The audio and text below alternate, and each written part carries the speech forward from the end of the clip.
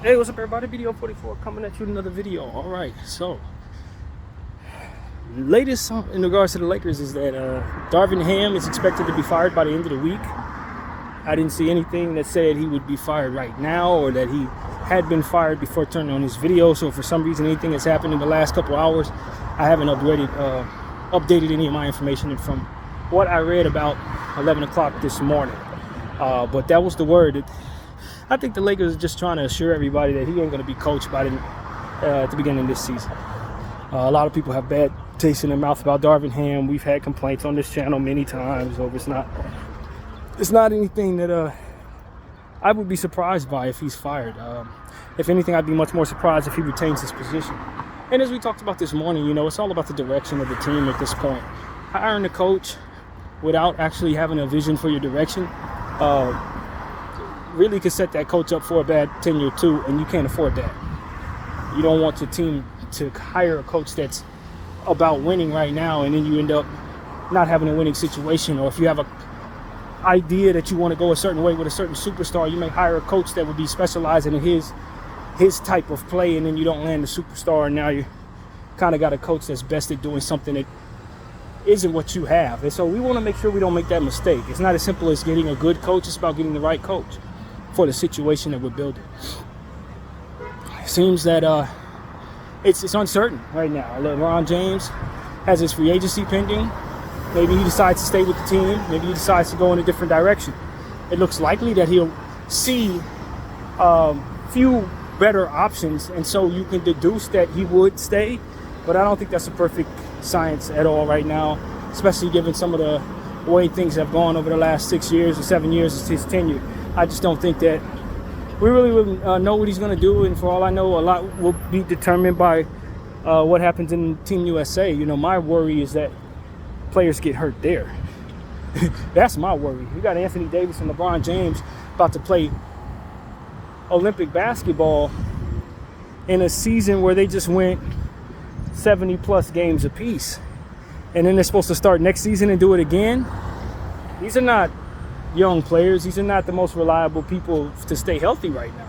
So I'm more worried about what next season looks like if they're worn out by the lack of rest that comes with this off season being basketball heavy. So I don't know, man. I just think it's safe for us to start our rebuild process, start putting ourselves in a position to have the assets necessary to be able to trade for a new path. Because if we're going to go forward with this superstar model, then we got to understand that we're not building with all of our assets to be able to put the stuff around them that will make them competitive with the rest of the Western Conference.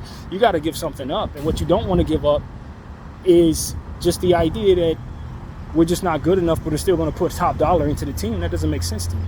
Either you put yourself in a position to reset, or you put yourself in the best position to have as much as you need. And if you can't get that, then you really don't have too many options that are going to be good enough for your standards. And so that's been my conversation on this channel for the last 2 days.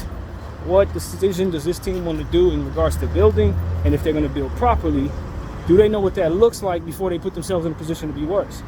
You don't want to hear that from me now because I've been talking about that. But that's what it is, man. It's just, can we get better, or are we just blowing smoke up our fans' behinds, asking them to pay for something that is not going to meet the expectations that they have for the team? And wouldn't it just make more sense to be able to put yourself in a position to have that by doing the reset, hitting the reset button on this thing, starting over, capturing all this value that all these superstars have, and then putting yourself in a position from which to be able to build all of that stuff that you want to pretend that what you're building can be? I don't understand why people wouldn't see this as the time. Now's the time when the Western Conference is much better than you, and you can't put yourself in a position to get better than it. This is when you start to rebuild. You know what I mean? But the greed and the idea of having LeBron James give us another year of $1 billion revenue, it's like, I can't let that slide because he's gonna retire soon. Blah blah blah blah blah. But you have the Lakers, you have the West Coast, you have the LA market. People are gonna, whoever the top dollar guy is, he's gonna have this team on his list. That's what I want the Lakers front office to understand. Whoever the best guy is, He's going to be choosing between you, New York, Miami, or whatever team he want to play for. But you're going to be on the list. And if he doesn't have you on the list, then the next guy will. Luka Don, Jokic, all of these guys that are out here that you may want on your team, Wembanyama, Anthony Edwards, Jason Tatum, they're all going to have the Lakers on their list if the Lakers look like a very good team at the time. Not a good team, that's the wrong way of putting it, but a team that they can lead to a championship, which has the assets to build or already in place to play with. Why wouldn't they have the Lakers on their list? They're some of the best weather in the entire freaking world. And Jeannie Buss is willing to do things for superstars that most wouldn't. Why in the hell wouldn't they have this place on their list? Well, I'll give you the answer. If we do things incorrectly, that's why they won't. If we keep doing this with LeBron James and we can't build nothing around him, he keeps having disappointing seasons and ends up having a failure of a tenure with the Lakers going forward. Yeah, that'll make them think they'll probably have a failure of the Lakers going forward too. The media telling the world that the Lakers should be good enough to win but can't, that type of environment will make it so that superstars say, yeah, I'm kind of cool. They gonna, or some of the stuff that we've been doing. Just, you know, the narrative that we blame everybody, someone other than LeBron or AD. Superstar may not want to come to that environment. It may not necessarily, you know what I mean? That kind of stuff will make people not want to be there with you, but not the Laker colors, not the LA market. I don't even think the expectations to win are something a lot of these guys are shying from. Most of them probably aren't. So long as they know the front office is competent enough and equipped enough to build something that can. And so that's all it is. That's all it's ever going to be is for this franchise until they just bite the bullet, pick one of these seasons or two of these seasons to flush down the toilet so that they can start that reset. Because if you don't, you're flushing like 8 or 9 seasons down the toilet. You know, that's how I see it. And so I'm waiting for my team to understand that, move in the direction that makes that what their priority at this point. And if they do that, they're going to be good enough to build something going forward. But if they don't, they're going to keep kicking the can down the road and not have enough each time. Every year it's going to be somebody else you need to try to require. Each year it's going to be somebody else a superstar wants on the team that you can't get. And eventually that's going to be your reputation. As a team that tells everybody they can do stuff and really can't do it. Or you have to get up on TV like Matt Ishbia is doing and lying to the public about what it is your team asset class is actually worth to the rest of the league. He getting up here saying 26 out of 28 teams would trade for everything he has. No, 26 out of 28 teams would trade for Kevin Durant and Devin Booker. And that's everything you have. So technically you're right, but that's misleading to the highest order. And those of us who pay close attention to it know that. You only have 2 things worth a damn. You only have 2 things that you probably want to bring back. With the exception of the contract that you gave to your role player. That's it.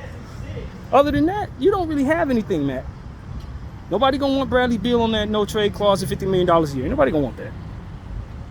So like, what are you telling everybody the whole league would want to trade for what you have? Yes, the whole league wants Devin Booker. Yes, the whole league wants Kevin Durant. And yes, that's all you have. That's worth a damn. And most people will take most of that from you if it means they can get one or both of those pieces. That's highly misleading, man. And you don't want to be in his position having to lie to the public about what it is people want from you. He don't have nothing. The only 2 things he has are those 2 players, worth a damn. And yes, the whole league wants them. He can make trades, but that doesn't mean his team is in a good position to win. All that other stuff he was saying about we have enough to win a championship, it's a damn lie. It's a damn lie. If his team was good enough to win a championship, they would have won at least 1 basketball game. 1 basketball game in the freaking playoffs this year. For which they did not do. How he got everything he needed. People just be lying, bro. And you don't want to be him. You don't want to be him mortgaging your entire future for 2 very comfortable pieces that are losing value by the second in your uniform because of everything else not being any damn good. And a no trade clause attached to Bradley Beal, of whom nobody wants. If he were on a good contract, if he was making 20 a year or 18 a year, yeah, everybody wants Bradley Beal at that price. Not the price you're paying. Nah, Matt. Nah. See, he can sell that to people who aren't paying attention. But to sell that to somebody like myself, I'm laughing at him. Like, bro, ain't nobody buying that. You can put Kevin Durant up for trade and 26 of the 30 teams in the league will want him. You can put Bradley Beal up there and 28 of the 30 teams will want him, of course. I mean, not Bradley Beal, but Devin Booker, of course. But everything else he has, man, maybe Grayson Allen has some value. The rest of that stuff is role players, bro. The rest of that stuff is role players. Yeah, a team would want Royce O'Neal, sure. Yeah, a team may see the value in bringing in Bobo. I do. I mean, but the sum of what he has cannot win. Not even one basketball game against the Minnesota Timberwolves. Not one basketball game. Couldn't stay healthy at all season long. It was a failure, sir. And it's only not a failure if you make that trade. It's the only way it's not a failure. As long as you keep that together, it ain't winning nothing. Don't be him. Don't be Matt Ishbia. Be somebody smarter than him that's not going to trade away all of his future for two pieces and then get on television and tell everybody wants those pieces. Yeah, they do. But you can't use it. They can use it better than you. As long as you're keeping a hold of it, it ain't never doing nothing. That's the reality of it. That's the actual truth. And so, yeah, he's got to shop those two. He thinks 28 teams want those guys. He better pick a team and send them there so he can recapture the value they're worth. Otherwise, no good. It's literally that simple. And that's who we do not want to be, LA. That's just exactly who we don't want to be. So that's what I'm trying to tell you guys. 28 of the 30 teams in the league want what we have too. By that logic, yeah, everybody wants it. But can we make it a winner while we have it? And if the answer is no, then it ain't no good to us. It's good to them, it ain't no good to us. And so that's my thing. Everything else that we have to make great trades for in order to bring ourselves a champion. Because if you try to run it back, you'll be lucky to win a game in the first round next year, especially if you run into the Denver Nuggets. And I hear what Rui's saying. Rui's essentially telling everybody, hey man, this is the team. Run it back. We're going to get better. A lot of us are getting better as players. We're growing. A lot of us want to develop. We're growing. I agree. But you still need to be able to bring that piece that allows you to match up with those big guys. If you can't bring that piece to you, you're asking Anthony Davis to do it, and you're asking him for him to stay healthy. And you can't count on that. You can't count on him to stay 75 games plus healthy like he did this year, especially coming off of the Olympics he's about to be playing. And you asking a 40-year-old to do that? In Bron? Tell me that's a good bet, man. Somebody please convince me that's a good bet. Asking a 40-year-old guy who's born in 84 and he's supposed to keep himself healthy for 84 plus games, including playoffs. Come on, come on, man. Come on. It's not time to live in La La Land, man. No pun intended. It's not time to live in Matt Ishbia's imagination. No, it's time to live in the reality world. And the reality world is, if you can't bring in anything that's going to help you win, then it ain't good enough for you and your expectations of the Lakers. It may be good enough for a Suns expectation, who a team who never won the NBA championship, only been to the finals maybe twice. That's their standards. We have higher standards. We have higher expectations. And because we have this market, there's no excuse for us not to be in a position to live up to those expectations. So I don't care what the Suns are doing. That's their business. What we need to do is handle ours and make sure that we not only hire the right coach, but are able and then willing and then capable, and then make sure that you have all the assets you need. Willing, able, and then execute. Because if you're not willing, it don't matter what you able to do. If you're not going to do it, it's not going to get done. If you're not able, it don't matter what you're willing to do, you're not capable of getting it done. And if you're both willing and able, then you need to go ahead and do it. And so that's what our execution and strategy needs to be centered around, is having all three of those going on. And so that's what I'm telling all of you guys, man. Put the Lakers into a realistic space of mind is where I want to see this front office be in. It's okay that you want to build the best team in the world, but if you don't have the assets to acquire the best team, then you're just not going to get it done. It's just not going to happen. You can have all of the best superstars, but if the role players got my talent level or a little better than me, they ain't going nowhere. They ain't going nowhere. Or if they only capable of playing 50 games a season, or playing well for 45 games a season, or 200 to develop to even be competent in starting. All of that stuff is what you're signing up for if you keep going forward with the 3-star model. It doesn't work, man. The 2-star model is what we won a championship with. That's where we won. When we said AD, Bron, our best players, and we put defenders around them, had big men in place to guard the big guys, that's when we were good enough to get through the bubble. All these other times we tried anything else, we were not good enough. When we skipped steps, when we didn't respect positioning, when we didn't respect coaching, all of those different mistakes. Letting players walk who are key role players, mortgaging them for names. You're giving away key role players like KCP, still winning damn championships elsewhere, for freaking Russell Westbrook, who came here and was the worst possible piece he could be. I don't give a damn how many Russell Westbrook fans disagree. He was the worst Laker we had ever had up to that point, including guys like Luke Walton and Zachary. None of them were worse than him because he was the one who was coming in on a $46 million contract, who was supposed to be coming here to be the guy, and he came in and couldn't even hold on to the ball. He was so in his skull that he couldn't even do things that were reasonably competent on the basketball floor. He was so anxious about being a Laker. And you trying to tell me that's something that we're supposed to be able to accept going forward? You're going to try that again with a different player? Man, if you don't quit that nonsense. 3-star model is a poison pill for this CBA. For this CBA, it's a poison pill. You do not sign up for that under any circumstance whatsoever. I'm trying to tell the Lakers, I don't give a damn which superstar you want. Chances are the rest of your team is going to be horrible if you bring him in. Chances are. You're going to have to give away good contracts like Rui Hachimura and Austin Reeves in order to acquire him, and picks that you can't really afford to give away.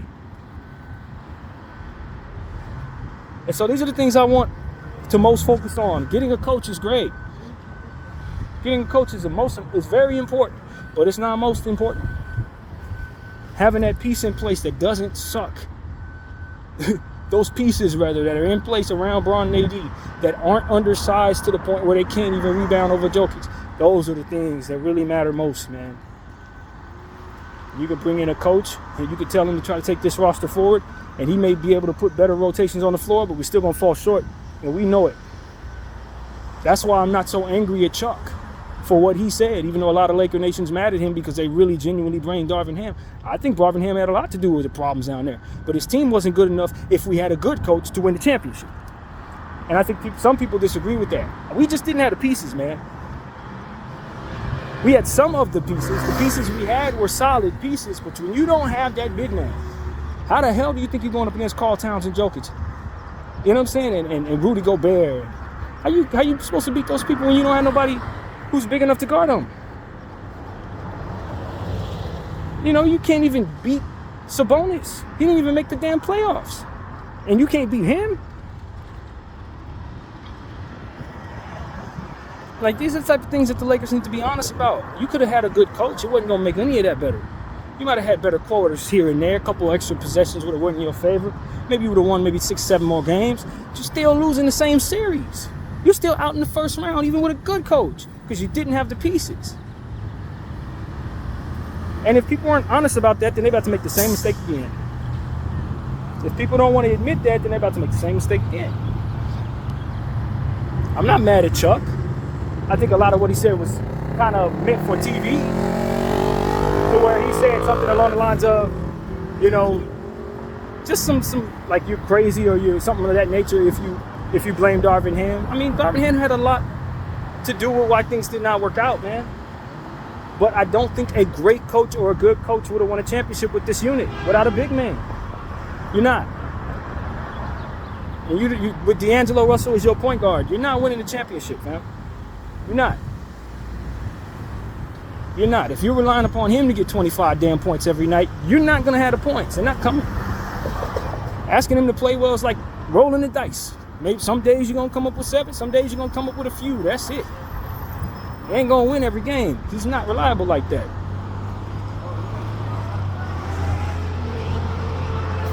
We can be in denial about that if we like. Ain't gonna make us any better. We can lie to the public about that and Matt Ishbia the situation. He ain't winning nothing. You gotta have the pieces in place and the coach. You can blame the coach and the player situation and anybody else you want to blame, because everybody takes a little of it. I'm not just blaming Darvin Ham. I just was frustrated with Darvin Ham because he contributed to so much of what I thought wasn't working. But to say that we could simply get Darvin Ham out of here and then all of a sudden we the team to beat, man, I don't believe that. That's not what those matchups showed me. That's not what we had going on down there. But that doesn't mean that I'm going to let him off the hook for what I do consider his fault. I'm going to give him all the frustration conversation necessary to make me feel better about what I didn't, like out there. We can definitely talk about where he did wrong. But to sit up here and say that Darvin Ham was the problem? Nah, man, Darvin Ham wasn't the problem. We had many problems. He was one of those problems. And that's really what it comes down to, man. I don't necessarily respect all of what Chuck said. I'm actually finding somebody's wallet right now. All kinds of credit cards out here, so I'm just gonna give them to Target as I walk in there. But all this different stuff that's wrong there. It wasn't just Darvin Ham. We had roster issues. We had roster issues because we didn't build properly. We weren't able to build properly because we have mortgaged so much that some of those assets that were mortgaged were needed to build properly. That is what it was. And that's what it's going to be if we keep doing that. And those who know better than to continue on that path. You cannot. So that's pretty much what I got to say, man. My name is BDF44. I thank you all for watching, and I'm out.